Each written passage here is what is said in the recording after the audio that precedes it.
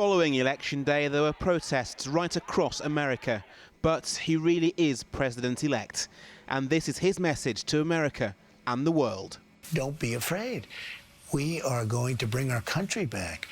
But certainly don't be afraid. I want to ask you about the tweet. In his first major interview since being elected, Donald Trump was challenged about abuse from some of his supporters towards minorities. Do you want to say anything to those people? I would say don't do it. That's terrible. Because I'm going to bring this country together.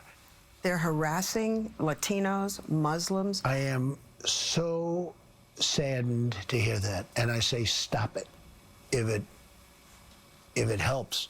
I will say this, and I'll say it right to the camera, stop it. So what about his more outrageous election claims? Are you really going to build a wall? Yes.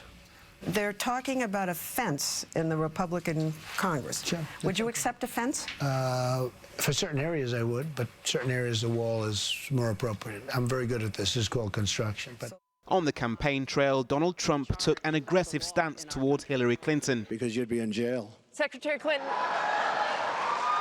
But now she's defeated, he sounds more conciliatory. I don't want to hurt them. I don't want to hurt them.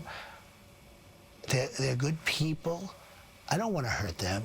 Mr. Trump and President Obama may have shared this awkward handshake in the White House, but he said their meeting was constructive. We never discussed what we said about each other. I said terrible things about him. He said terrible things about me.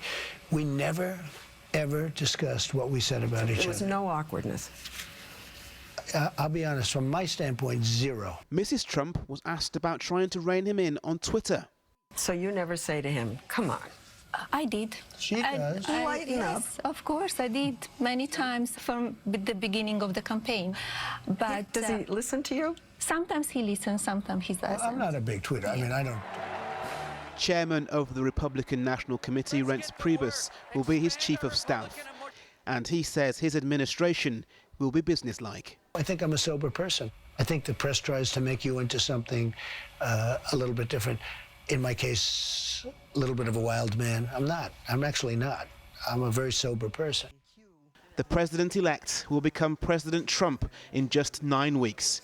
This changing title is already leading to a change in tone. Warren Nettleford, 5 News.